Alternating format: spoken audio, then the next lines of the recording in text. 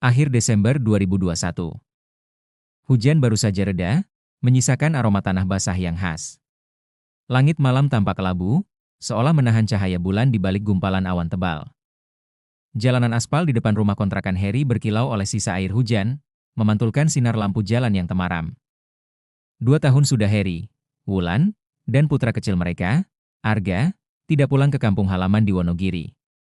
Pandemi COVID-19 telah memaksa mereka menahan rindu, membiarkan pesan-pesan video call menjadi satu-satunya jembatan melepas kangen pada keluarga di kampung.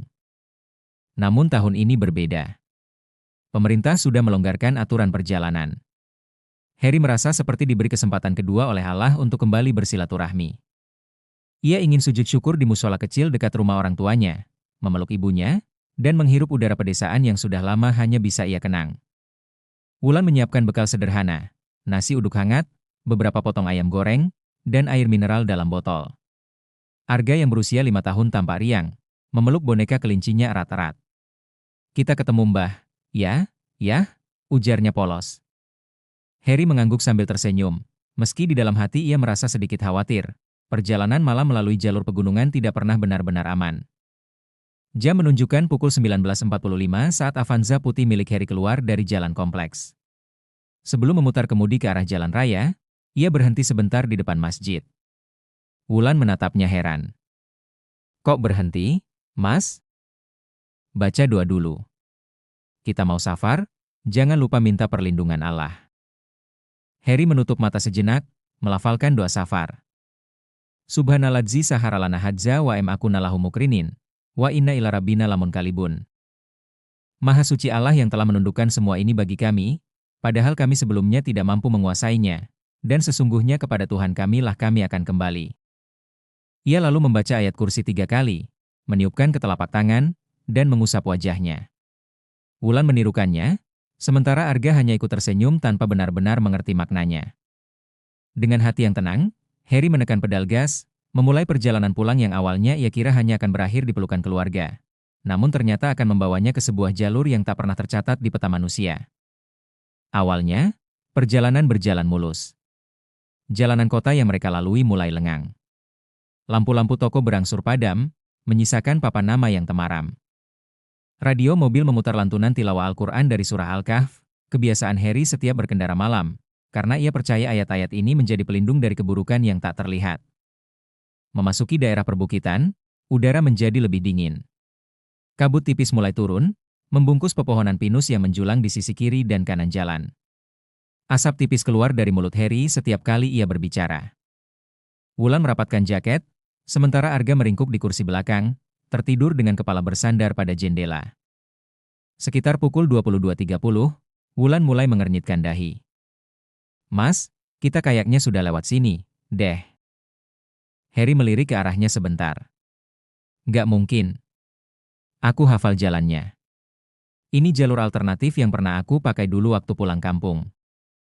Namun 15 menit kemudian, perasaan aneh mulai menghinggapi Harry juga. Ia melihat pohon pinus besar yang miring ke arah jalan, pohon yang tadi sore ia perhatikan karena bentuknya unik.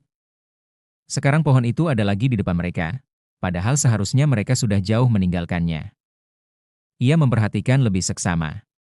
Di dekat pohon itu ada papan jalan bertuliskan, Gunung Lawu 17 km, persis sama seperti yang mereka lihat sebelumnya. "Mas, jangan bercanda. Kita muter-muter di tempat yang sama ini," suara Wulan terdengar tegang. Harry menghela napas panjang, mencoba menenangkan diri. "Sabar, mungkin aku salah belok tadi." Ia memeriksa GPS di ponsel, tapi anehnya layar hanya menampilkan panah yang berputar-putar tanpa arah. Sinyal hilang total. Harry mulai membaca istighfar pelan-pelan. "Astagfirullahaladzim, ya Allah, jangan biarkan kami tersesat." Tak ada kendaraan lain yang melintas. Hanya ada suara gesekan angin pada daun-daun pinus dan gelegar mesin mobil yang terdengar semakin nyaring dalam kesunyian malam. Lalu, dari kejauhan, lampu mobil menangkap sesuatu. Beberapa orang berjalan di sisi kanan jalan, persis di tepi jurang. Mereka beriringan dalam diam, kepala menunduk, dan mengenakan pakaian lusuh seperti dari era puluhan tahun lalu. Jarum jam digital di dashboard mobil menunjukkan pukul 23.08. Jalanan semakin menyempit, hanya cukup untuk 2 mobil berpapasan. Di sebelah kanan, jurang menganga gelap, Begitu dalam hingga lampu mobil tak sanggup menembus kegelapannya. Di sebelah kiri, hutan pinus menjulang, batang-batangnya berdiri seperti tiang-tiang penjara raksasa. Udara menjadi semakin dingin. Kabut turun lebih tebal, menyelimuti jalan hingga jarak pandang tak lebih dari 10 meter. Harry memperlambat laju mobil. Wulan, yang sejak tadi duduk tegang, semakin merapatkan duduknya, seolah ingin menjauh dari jendela. Lalu, dari balik kabut, lampu depan mobil memantulkan bayangan, siluet beberapa orang yang berjalan beriringan di sisi kanan jalan, tepat di bibir jurang. Awalnya, Harry mengira mereka rombongan pendaki yang pulang larut malam. Tapi saat jarak semakin dekat, bulu kuduknya meremang. Wajah mereka pucat, mata kosong, dan kepala tertunduk, seakan enggan memperlihatkan wajah sepenuhnya. Pakaian mereka seperti keluaran era 80-an, baju batik pudar, sarung lusuh, kebaya kusam. Sebagian berjalan tanpa alas kaki, meski jalan berbatu dan dingin menusuk. Tak ada satupun yang menoleh ketika mobil Harry melintas sangat dekat. Bahkan suara mesin yang menderu tidak membuat mereka bereaksi. Seolah keberadaan Harry, Wulan, dan Arga sama sekali tak terlihat oleh mereka. Wulan menelan ludah, suaranya nyaris berbisik. "Mas, siapa mereka? Kok jalannya di pinggir jurang begini?" Harry menggeleng cepat, matanya tak lepas dari jalan di depan. "Jangan lihat mereka. Baca istighfar, cepat." Wulan langsung memejamkan mata, bibirnya bergerak membaca astagfirullahaladzim berulang kali. Harry, sambil mengemudi, melafalkan ayat kursi pelan namun tegas. Ketika mobil melewati rombongan itu, Harry sempat melihat sesuatu yang membuatnya tercekat. Di ujung barisan, seorang perempuan tua berkerudung lusuh menatap lurus ke arah mobil. Matanya tajam, seolah menembus kaca, dan bibirnya bergerak-gerak seperti membaca sesuatu yang Harry tak bisa dengar. Beberapa detik kemudian, kabut kembali menelan bayangan mereka. Jalan kembali sepi. Tapi udara di dalam mobil terasa lebih berat, seperti ada sesuatu yang ikut masuk bersama mereka. Wulan memegang lengan Harry erat-erat. "Mas, rasanya kayak ada yang duduk di belakang kita," bisiknya tanpa berani menoleh. Harry melirik lewat kaca spion tengah. Arga masih tertidur pulas di kursi belakang. Tapi entah kenapa, dalam pantulan kaca spion, bayangannya tampak seperti ada sosok lain duduk di sisi kiri Arga. Gelap, tanpa bentuk jelas. Jarum jam menunjukkan pukul 23.45. Rasa lelah mulai merayap di punggung Harry. Matanya mulai perih karena terlalu lama fokus menembus kabut. Wulan juga terlihat pucat, tangannya menggenggam tas kecilnya erat-erat. "Mas, kita istirahat sebentar, ya?" "Arga juga pasti haus," ucap Wulan pelan. Harry mengangguk, meski pikirannya masih dipenuhi bayangan rombongan orang di tepi jurang tadi. Tak lama kemudian, di tengah kabut, cahaya kuning temara muncul di sisi kiri jalan. Semakin dekat, tampak sebuah bangunan kayu sederhana dengan papan bertuliskan warung makan Buatini. Lampu petromax tergantung di depan pintu, cahayanya bergoyang-goyang diterpa angin malam. Harry memarkir mobil di depan warung. Suasana hening, hanya terdengar suara dedaunan pinus bergesekan. Mereka masuk. Aroma kayu tua bercampur bau minyak tanah langsung menyambut. Dinding warung dipenuhi rak-rak kayu berisi toples kaca besar, botol sirup merah, dan kaleng biskuit. Seorang perempuan tua berkerudung lusuh muncul dari balik tirai. Kulitnya keriput, matanya sipit namun tajam, dan senyumnya, entah kenapa terasa membuat bulu kuduk merinding. "Silakan duduk, Nak. Minum dulu biar gak masuk angin," suaranya serak, berat, dan pelan. Wulan mencoba tersenyum sopan. "Iya, Bu. Teh hangat 3, sama, biskuit atau roti ada, Bu?" Perempuan itu mengangguk, lalu berjalan pelan ke belakang. Langkahnya berat, seolah sandal yang dipakai menempel di lantai. Sambil menunggu, Harry melihat-lihat isi warung. Ada kalender bertanggal 1986 tergantung di dinding, warnanya sudah memudar. Foto Presiden Soeharto masih terpasang rapi di sudut, dilapisi kaca buram. Bahkan radio tua berbentuk kotak kayu ada di pojok meja, memutar lagu keroncong lirih. Tak lama, teh panas dan beberapa bungkus biskuit disajikan. Harry membuka salah satu bungkusan dan tertegun. Tanggal kadaluarsa yang tertera adalah 12 Mei 1986. Plastik pembungkusnya terasa rapuh, warnanya kekuningan seperti disimpan puluhan tahun. "Mas, ini nggak mungkin," bisik Wulan, suaranya bergetar. Harry menelan ludah, mencoba tetap sopan. Bu, ini biskuitnya udah lama ya?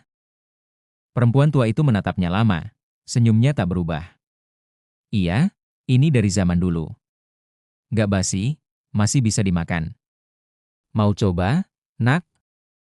Saat itu juga, Harry merasakan hawa dingin aneh menyelimuti tubuhnya. Bulu kuduknya berdiri. Ia tahu ini bukan tempat biasa.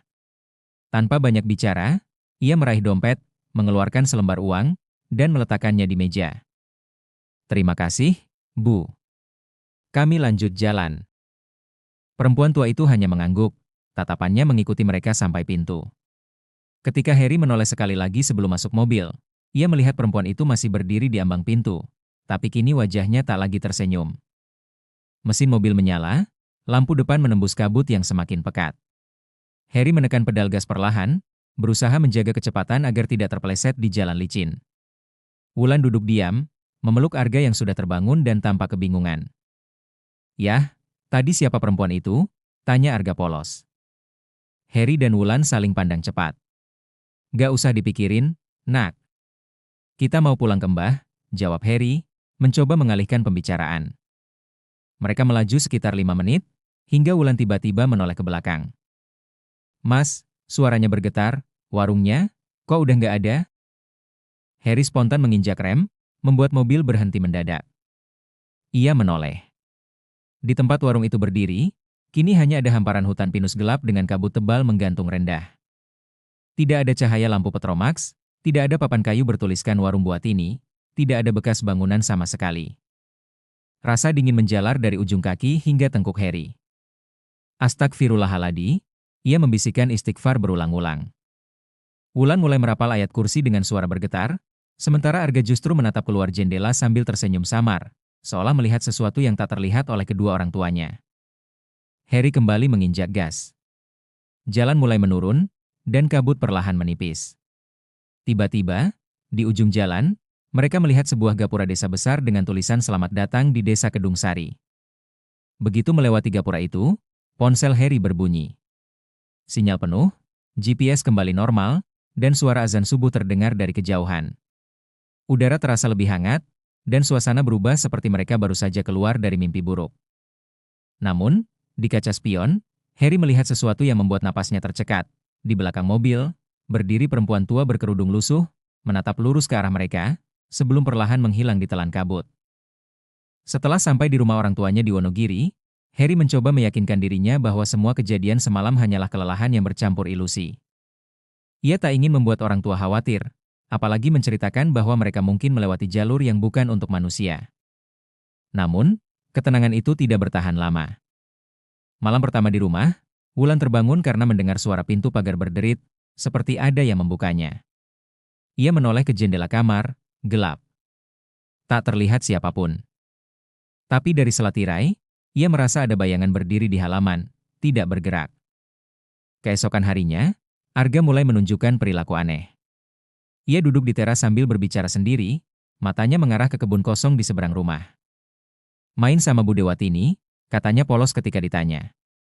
Nama itu membuat Wulan langsung merinding. Buatini adalah nama yang tertera di papan warung misterius semalam. Malam berikutnya, gangguan semakin jelas. Wulan bermimpi didatangi perempuan tua berkerudung lusuh, duduk di tepi ranjang sambil tersenyum.